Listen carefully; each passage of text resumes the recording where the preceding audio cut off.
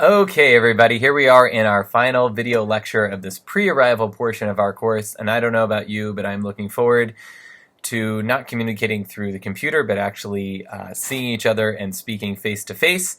As I've mentioned before, it is somewhat awkward to just sit here and talk to my computer, so I imagine it will be significantly less awkward when we're in the same room together and discussing some of these things. Nevertheless, I want to spend this last little bit of time just briefly speaking about this sermon that I asked you to read from John Henry Cardinal Newman, Holiness Necessary for Future Blessedness. I put this in here as a little bit of a transition, a sort of segue from the first portion of the course into the second portion, which will be what we'll attend to when you arrive on campus.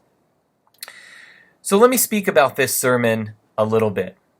It can strike us as an odd sermon. We have to realize that it was preached as a sermon to a particular audience, and John Henry Newman had a certain context in mind. He was responding to what he thought was a sort of prevalent belief amongst, or at least predisposition amongst most of his listeners and in his society at large. As it so happens, though he preached this in the middle of the 19th century, I think we can recognize some traces of that cultural moment in our own moment now, if we think about it. So let me say something about this sermon. The sermon is built on a fundamental observation, and the observation is this, that most of us in our dreaming about heaven and our hope for heaven of what eternal life and eternal bliss would be, take something to be solid and something to be fickle. And what we take to be solid, most of us, in our sort of default imagination, maybe we don't think through it too much, but we operate this way, what we take to be solid are our own desires. And because of that, what we end up taking to be fickle is God's will.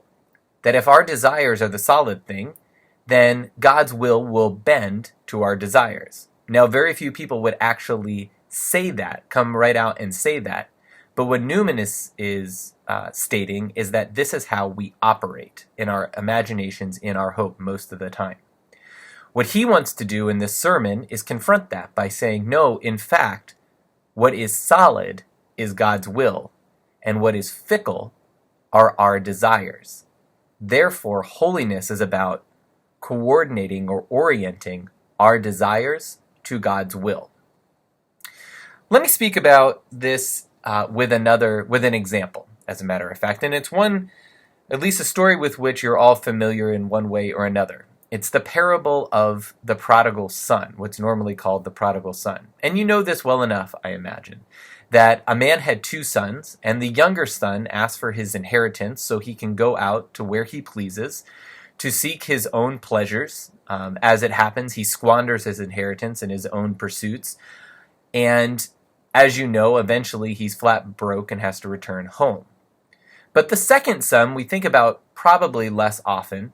The second son is the elder son, the one who stays at home, who does all the tasks, who checks off all the boxes, and because of this, he expects to be rewarded justly.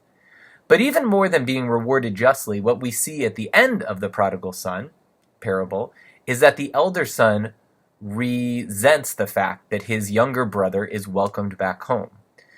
What we hear in that is that the elder son not only is interested in sort of the just deserts of his actions, but has in fact been operating in the mindset or the belief that his righteousness, that his goodness, his obedience gives him a comparative advantage over others. In this case, namely, his younger brother, the younger son. That he, the elder son, by doing what is right, by abiding by the legalistic, at least in a legalistic way, the rules of the household, will be the one that's exalted at the expense of the one who hasn't followed those rules. Now, I want you to think about something. Imagine these two brothers actually living in the household together. So as we hear the story, one of them leaves, the other one stays home. When the younger one returns, the older one actually leaves and steps outside. But imagine them both living in the same household at the same time. What you have are not just two different people, but actually two different ways of being, two different sort of systems of belief of what it means to lead a meaningful life, or actually, at least operatively, what a meaningful life would be.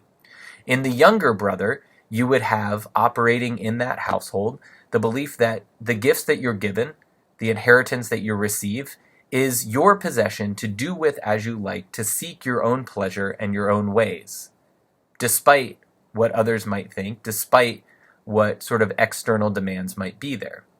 And in the older brother then, within that same household, there would be the belief, the sort of way of being, that what I do and what I do justly, what I do right, the boxes that I check off, it will give me a comparative advantage over those who don't check off those boxes. So not only will I be a brother, in fact, I'll stop being a brother to the one who doesn't check off those boxes, but I'll become something like a master, one who can dictate the terms to the one who isn't obedient in the same way, who doesn't do what he's supposed to do. What you have if they exist in a household together is a rather chaotic household. What is the law of that household? If it's the older brother's law, it's that we're constantly, especially in the person of the younger brother, being evaluated according to our own failings and being subjugated to the rule of others within that household, in this case, the rule of the older brother. But if it's the younger brother's rule that's going to win the day now and again, then all of the work and all of the sort of structure and logic that the older brother is living according to is for nothing. Why would you do any of those things? These are two ways of being that are in conflict with one another. So here's what I'd like you to think about. That the parable of the prodigal son, which is sometimes called the parable of the prodigal father, might be mostly about that household, about the household that is the father's household, even more than it's about one son or the other. And we might ask ourselves, what would it be? What would it be like for that household itself to be the place of joy and fulfillment? What we could think for sure is that for it to be a place of joy and fulfillment, there couldn't be these two competing, conflicting ideas of what it means to be joyful and to find meaning in life, as represented in the younger son's preference and the older son's preference, respectively. Those two can't exist together. And if it's just the younger son's way of being, then all who live in the household will be driven apart into their own private preferences, the ways in which they privately seek pleasure. And ultimately, there's going to be no goods held between them. And if it's just the older son's way of being, then that means that that household is much more like a prison, where the rules are the thing that matter.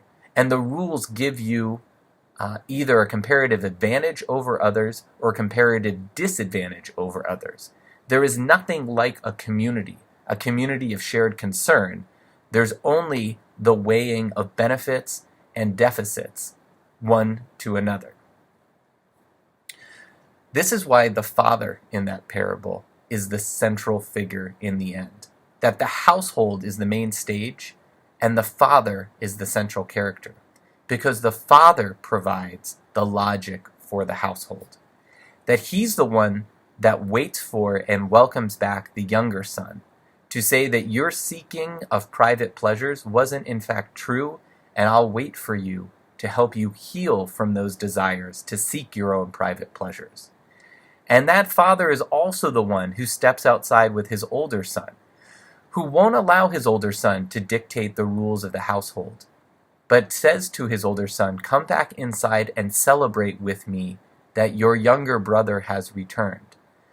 It's the father's love and the father's concern for both sons that is, in fact, the rule of the household, seeking to make that household a place of joy and fulfillment, not just for one or the other, but for both. That the gifts and the inheritance are meaningful only to the extent that you learn how to truly enjoy them, not squander them, and truly enjoying them will mean sharing them with others. And the merit that the older son seeks to cling to is only meaningful in and as that you learn to share that merit as a gift of joy for others in that household. So I want you to think about the parable of the prodigal son really about that household, to focus on what it would mean for those brothers to live together, to love together, and to find joy together. Now I bring that up because it strikes me that Cardinal Newman is saying something very similar about heaven. We like to think, and perhaps our default imagination is that heaven will be the place where our disparate desires will all be entertained and fulfilled. But to hold on to a belief such as that is, at the very least, illogical, and even more to the point, not in keeping with the gospel. That to believe that our own private desires, our own private ways of being will be fulfilled, means that nothing like communion, nothing like community can actually emerge. And heaven is the place of the full communion of the saints in God.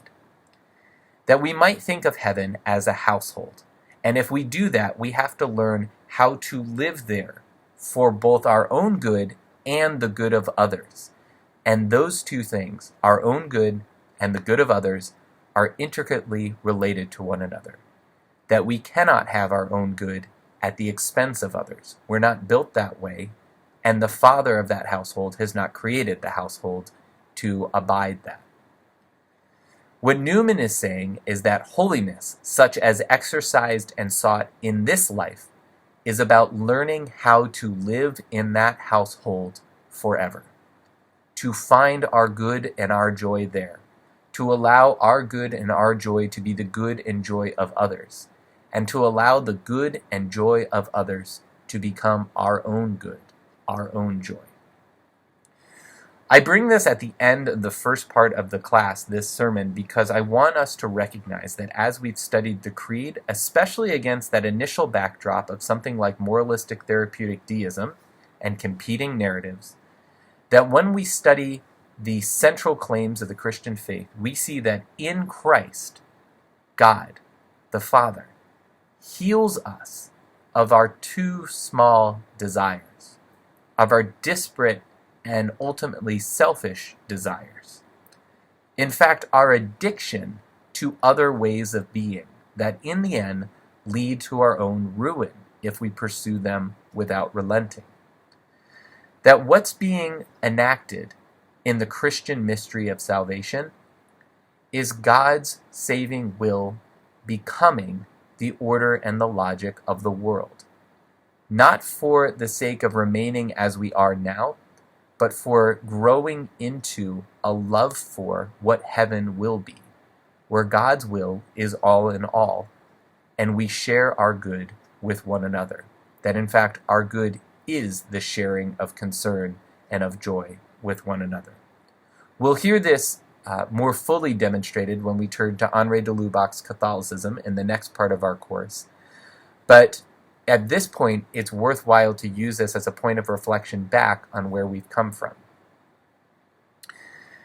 The other thing that I'd like to mention is that since this course in a way is about a theological exploration of vocation, it's in the subtitle of the course as it were, we would be absolutely right to say that vocation is about freedom and creativity. No doubt that is true. But by starting with revelation, which the Christian understanding and notion of vocation must always do, we say and we recognize that vocation, that freedom and creativity, begins with what God has done. It does not begin with our own preferences. That vocation in that sense is absolutely a response. First, a hearing, an obedience to what God does and has done. And then it's a response in kind to what God has done, according to the logic of the household that we're meant to live in, God's household, which, as Newman puts it, is ultimately what we're speaking about when we speak of heaven. We'll leave it here for now. I hope that this short reflection is helpful to you as you read over this sermon and reflect back on the first part of the course, and especially as you prepare to write an essay in response to this first part of the course. Hopefully this helps to cultivate your own thinking. The next time we see each other, we'll be in the same classroom together, and I look forward to that and continuing our conversation then, having certainly a bit more spontaneity than video lectures allow for. But until then, I hope you have good reading and good writing and safe travels. See you soon.